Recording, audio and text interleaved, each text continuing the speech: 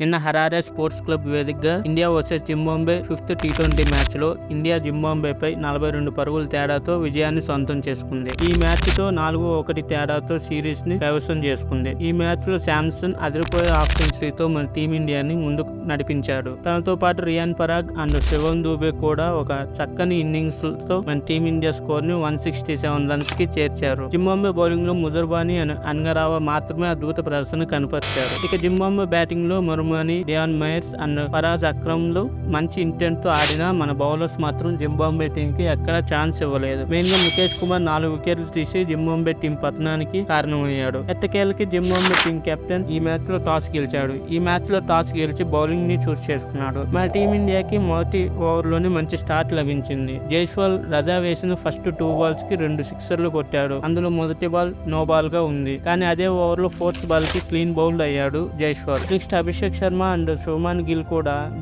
Crease లో ఎక్కువసేపు ఉండలేకపోయారు. ముజర్బానీ అభిషేక్ ని అవుట్ చేస్తే అన్గరావా గిల్ వికెట్ తీశాడు. కానీ నెక్స్ట్ శాంసన్ అండ్ పరాగ్ మధ్య ఒక పెద్ద పార్ట్నర్షిప్ లభించింది. కేవలం 56 బంతుల్లో 65 పరుగులు చేశారు. కానీ ఇది అంత మంచి స్ట్రైక్ రేట్ తో రాలేదు. దీనివల్ల మన టీమిండియా 14th ఓవర్ లో 100 రన్స్ మార్క్ ని అందుకుంది. ఈ మ్యాచ్ లో రియాన్ పరాగ్ చాలా స్లోగా ఆడాడు. 24 బంతులకి కేవలం 22 పరుగులు మాత్రమే చేశాడు. కానీ డెత్ ఓవర్స్ లో శివం దుబే జింబాబ్వే టీం బౌలర్స్ ని చుక్కలు చూపించాడు. కేవలం 12 బంతుల్లోనే 26 పరుగులు చేశాడు. నెక్స్ట్ వచ్చిన రింకు సింగ్ కూడా మంచిగానే ఆడటంతో మన టీమిండియా స్కోర్ 20 ఓవర్లకి 167 పరుగులు చేసింది. జింబాబ్వే బౌలర్స్ లో ముజర్బానీ 4 ఓవర్లలో 19 పరుగులు మాత్రమే ఇచ్చి 2 వికెట్లు తీశాడు. దాంతో పాటు అన్గరావా 4 ఓవర్లలో 29 పరుగులు మాత్రమే ఇచ్చి 1 వికెట్ తీశాడు. మన మిగిలిన వాళ్ళంతా రన్స్ ఎక్కువగా ఇచ్చారు. సెకండ్ ఇన్నింగ్స్ లో బ్యాటింగ్ కి వచ్చిన జింబాబ్వే టీం కి ముఖేష్ కుమార్ షాక్ ఇచ్చాడు. మధువీరాని డక్అవుట్ చేశాడు. తర్వాత థర్డ్ ఓవర్ లో కూడా బెలెంట్ వికెట్ తీశాడు Mukesh Kumar. But Marumani and Dion Myers కలిసి